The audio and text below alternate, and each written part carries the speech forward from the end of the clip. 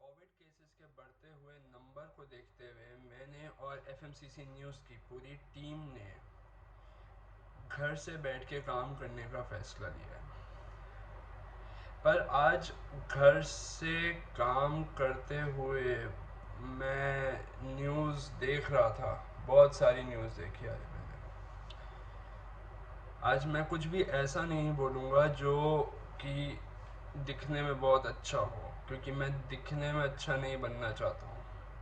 मैं वो बात करना चाहता हूँ जो मेरे दिल में है। इस टाइम पे भरा हुआ हूँ शायद थोड़ा सा, इसलिए देख नहीं पा रहा हूँ ये सब कुछ। मेरे पास काफ़ी सारे सवाल हैं जिसका जवाब मैं शायद खुद को ही नहीं दे पा रहा। Being a citizen of this nation India, we have voted several times to different parties, Congress, BJP, blah blah blah. There are so many parties. इतनी सारी पार्टीज को हमने वोट दिया, इतनी सारी पार्टीज को हमने टैक्स पे किया, गवर्नमेंट को हमने टैक्स पे किया, सॉरी, हर बार किया, हर महीने किया। इम्प्लीमेंट हुआ जीएसटी तो जीएसटी सबने पे किया। India is a hub of companies, India is a hub of business. India में जीएसटी लागू किया गया जब से, तब से जीएसटी लोगों ने पे किया।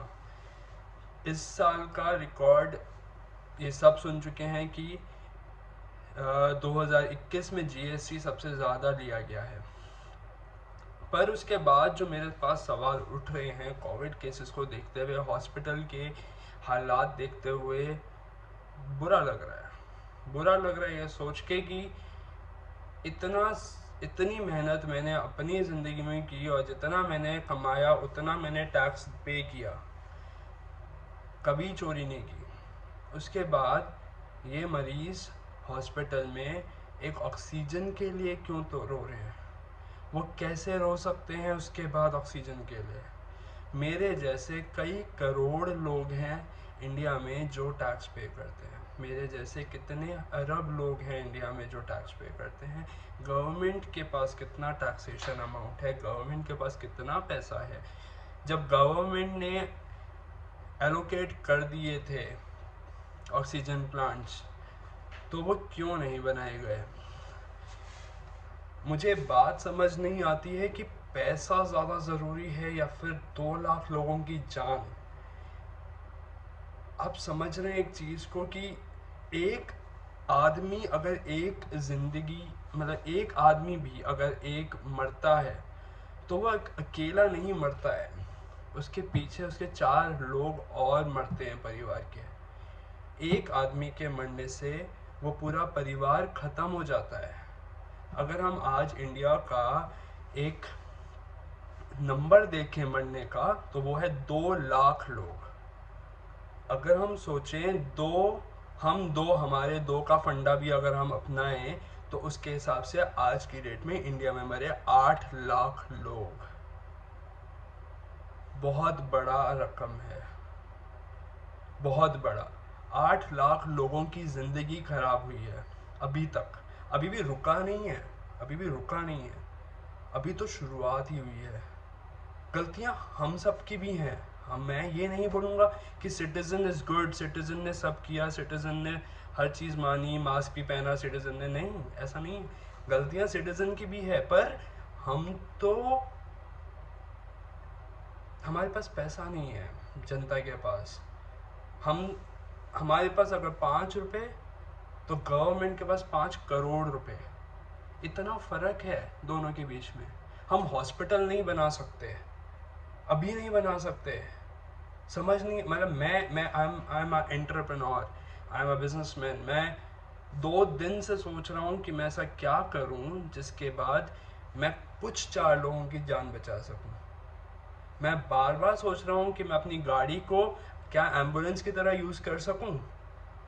अगर इंडिया में इस टाइम पे, या फिर दिल्ली में, मैं कह रहा हूँ, मैं बहुत बड़ी बात नहीं करूँगा, मैं छोटी बात करूँगा कि दिल्ली में अगर एम्बुलेंस की कमी हो रही है, तो क्या मेरी एक गाड़ी एक आदमी को हॉस्पिटल पहुंचा करके बचा पाएगी?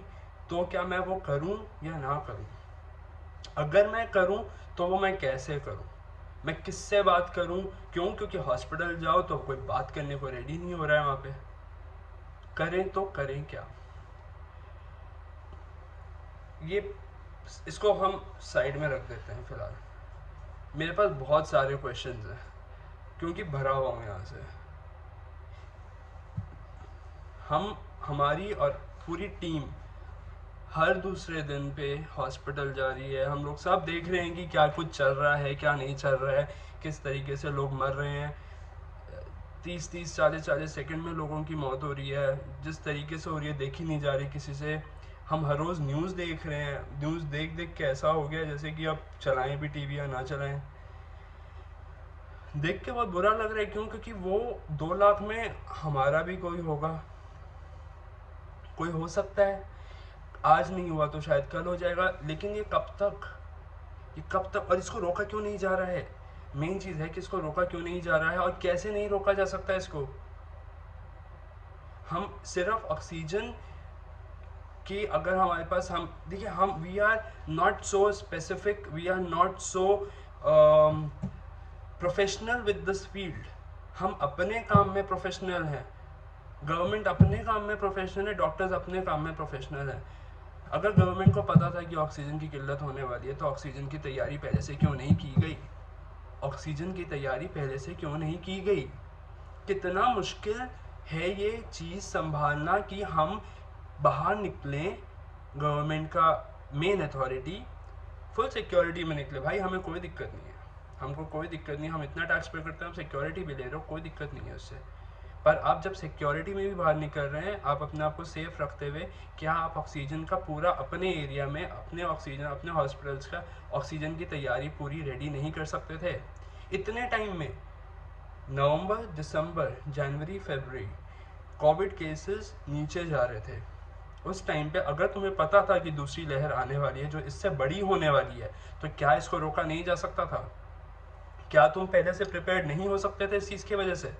क्या तुम बेड्स की तैयारी नहीं कर सकते थे? मुझे एक चीज़ बताइए कि अगर हमारे पास बेड्स की किल्लत है तो क्या स्टेडियम्स को हम बेड्स नहीं बनाया जा सकता था? वहाँ पे क्या हम पूरा कैंपिंग नहीं कर सकते थे? कैंप्स, पैसा लगाओ यार, क्या दिक्कत है?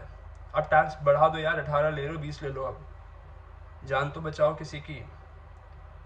अब स्टेडियम में आईपीएल मैच करवा रहे हैं, कोई देखने नहीं आ रहा है उसको। कौन सा पैसा कमा रहे हो उससे आप? अब वहाँ पे बेड्स लगाइए, आप बेड्स वहाँ पे बढ़ाइए, अपना स्टाफ वहाँ पे बढ़ाइए। दुनिया मदद करने के लिए रेडी बैठी है। अब तो पूरी दुनिया बैठी हुई है। आपने कुंभ मेला चालू किया, क्या सोच के आपने कुंभ मेला चालू किया कि आपके पास रेवेन्यू आएगा? भाई जब दुनिया में लोग ही नहीं होंगे तो रेवेन्यू का क्या करोगे और कहाँ लेके जाओगे इस रेवेन्यू को? कौन सी ऐसा बिजनेस है जो आपके एक हफ्ते के लॉकडाउन में भी चल रहा है? कौन सा ऐसा बिजनेस? मैं मानता हूँ इंडिया की रेवेन्यू बहुत इंपॉर्टेंट है, पर जब पैसा ही, जब दुनिया में लोग नहीं होंगे, जब इंडिया में लोग ही नहीं होंगे, तो आप ऐसे पैसे का करेंगे क्या? सब कुछ पैसा नहीं होता है, सब कुछ पैसा नहीं होता है।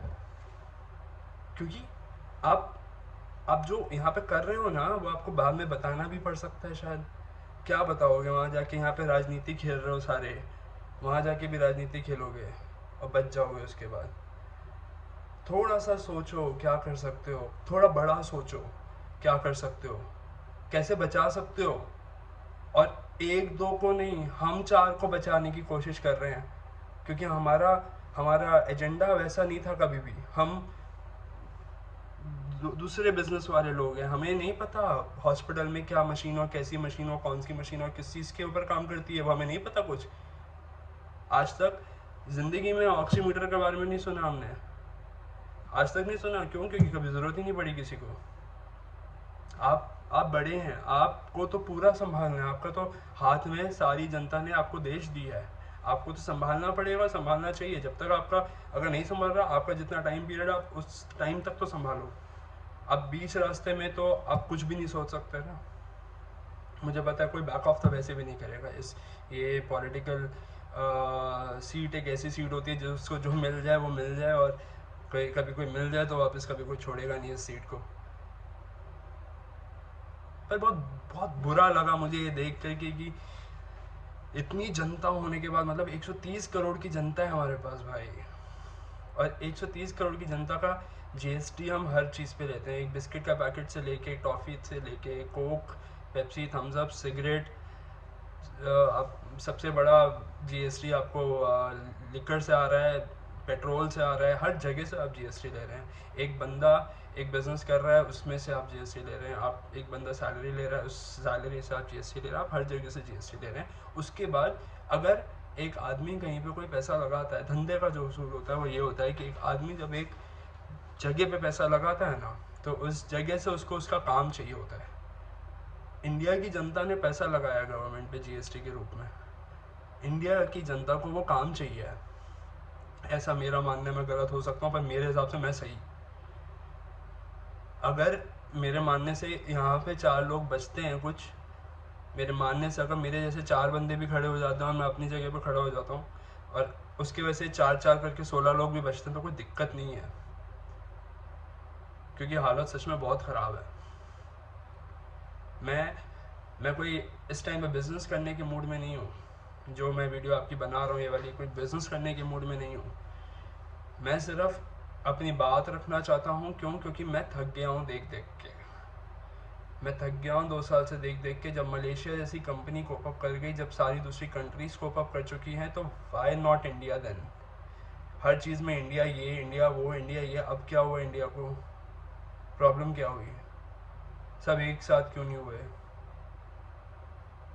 ब्लैक मार्केट क्यों हो रही है? लोग ऑक्सीजन सिलेंडर को अपने घर लेके जा रहे हैं इस टाइम पे।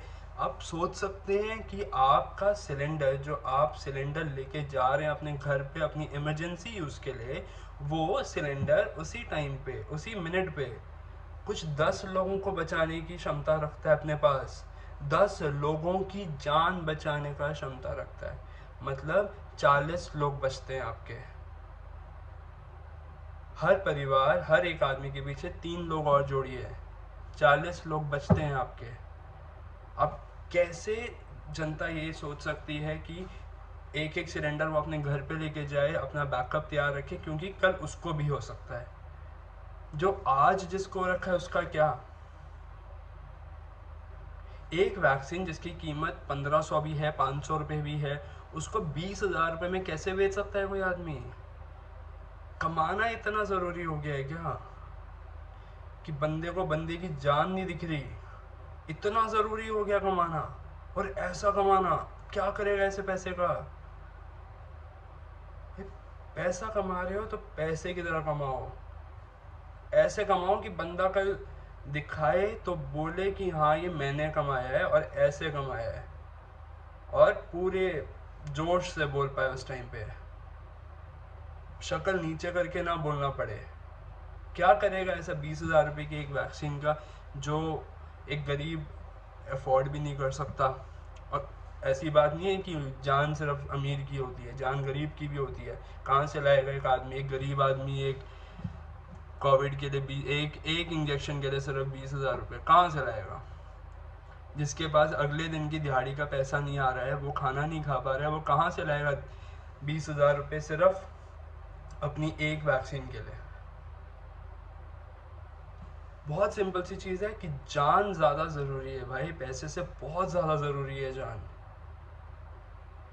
बहुत ज़्यादा ज़रूरी है। आप ध्यान से समझिए कि जितना आप लोगों को बचा पाएँ उतना बचाइए। अभी इस टाइम पे लोग नहीं बच रहे हैं, लोग हॉस्पिटल जाते हैं और ज़्यादा देर नहीं रुक रहे हैं वहाँ पे।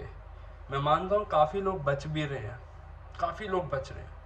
It's very good, it's very good. पर बचना सबको चाहिए इस टाइम पे। क्यों? क्योंकि हम अभी ये हालात क्यों हैं? क्योंकि हमने गड़बड़ की है, हम सब ने मिलके गड़बड़ की है। गवर्नमेंट की गलतियां हैं, कोई भी सीधा नहीं है, कोई भी सीधा नहीं है। सिर्फ गलतियां गवर्नमेंट की नहीं है, गलतियां लोगों की भी हैं।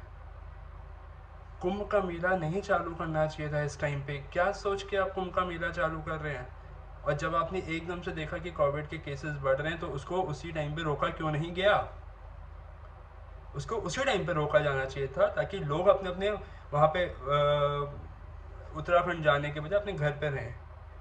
उनको चाहे कई कई लाख लोग जो वहाँ पे गए हैं, शायद वो बच जाते हैं उस टाइम पे कोविड केसेस से। और इतनी जल्दी तो कोविड का उनको पता भी नहीं चल रहा कि कोविड हो रहा है उनको। घर जाएंगे, 8-10 दिन बीतेंगे, उसके बाद पता चलेगा कोविड हुआ। वो पता नहीं उस टाइम पे कितने लोगों से मिलेंगे। आपने क्या सोच के ये सोचा कि उत्तराखंड में ये मेला लगना चाहिए पूरा का पूरा कुंभ का? बहुत गलत, मेरे हिसाब से बहुत गलत चीज़ है भाई, क्योंकि आप रेवेन्यू जनरेट करने का सोच रहे हैं, गलत, इस जगह पर गलत, क्योंकि जान से बड़ा रेवेन्यू नहीं। आप रिलीजन के बारे में सोच रहे हैं, जान से बड़ा रिलीजन नहीं है। जान होगी तो धर्म होगा भाई, जान ही नहीं होगी तो धर्म कैसे बचाएंगे? मैं हर धर्म में मानता हूँ और पूरी श्रद्धा से मानता हूँ। मुझे किसी भी एक धर्म से कोई नफरत नहीं, कोई ऊपर नीचे नहीं। मैं हर भगवान में इक्वली मानता हूँ और बहुत ज़्यादा मानता हूँ। पर उस जान को बचाना ज़्यादा ज़रूरी है जो यहाँ पे हमें हर दूसरे सेकंड पे दिख रही है। आप कब्रिस्तान देखिए, आप शमशान घाट देखिए, हर एक घंटे में 2 लाशें जलाई जा रही हैं, लोग लाशों की लाइन लग रही है। मतलब ये तो मैंने देखा ही नहीं था इंडिया में कभी। India is a beautiful country, मैंने तो ये सुना है हमेशा से, और वही मैंने देखा है और वही है भी। पर ये वाला फंडा तो मैंने कभी देखा ही नहीं, जिसमें लाशों के पीछे लाशें खड़ी हुई हैं और लाशें वेट कर रही हैं दूसरे की अर्थी उठेगी तो दूसरी अर्थी आगे आएगी। This is very bad, this is very bad. काफ़ी लोग होंगे जिनको बहुत बुरा लगेगा कुछ कुछ सुन के, मुझे पता है, क्योंकि हर बंदे की अलग अलग थिंकिंग होती है। मेरी थिंकिंग ये है, आपकी थिंकिंग कुछ और होगी। I appreciate that. वो थिंकिंग भी सही होगी, शायद वो भी गलत नहीं होगी। हर आदमी की अलग सोच होती है। बस मैं ये जानता हूँ और ये चाहता हूँ कि हर कोई अपनी तरफ से जो कर सके वो करे। घर से बिना बाहर निकले, सिलेंडर्स को घर में बिना किसी बात के लाने के बजाय वो क्या कर सकता है, वो ये बहुत बड़ी चीज़ कर रहा है। अगर वो सिलेंडर ही नहीं ला रहा है ऑक्सीजन का घर पे इमरजेंसी के लिए, वो बहुत बड़ा काम कर रहा है। उसको इसके बाद करने की कोई ज़रूरत नहीं है कुछ और, बस एक मास्क पहन ले, हाथ धो ले अपना पूरे टाइम और सैनिटाइज करता रहे। That's it, that's it. इतना काम अगर हर कोई करेगा तो ये जो प्रॉब्लम चल रही है कोविड की, ये हम शायद 6-8 महीने के अंदर निकाल देंगे। वरना 2020 और 2021 जैसा 2022 भी बनने में ज़्यादा टाइम नहीं लगेगा। आप 1 महीना बाहर निकले, आपने कमाया, आप खुश हो गए कि हाँ भाई केसेस ख़त्म हो गए, अब हम वापस कमा रहे हैं। उसके बाद का क्या? उसके बाद भी तो कमाना है आपको। उसके बाद जान ही नहीं बचेगी तो कमाओगे कैसे? थोड़ा सा सोचो और थोड़ा सा दिमाग लगाओ। Thank you so much. अगर कुछ आपको बुरा लगा हो तो I am so sorry for that. लेकिन मैं बस इतना चाहता हूँ कि ये सब चीज़ें ठीक हो जाएं, क्योंकि अब मुझसे ये सब चीज़ें देखी नहीं जा रही हैं। मैं अपनी तरफ से अब जो करने वाला हूँ वो मैं पूरी अपडेट देता रहूँगा FMCC न्यूज़ की तरफ से। जितना कर पाऊँगा बिल्कुल करूँगा, हार नहीं मानूंगा, इतनी मेरी गारंटी है। Thank you so much.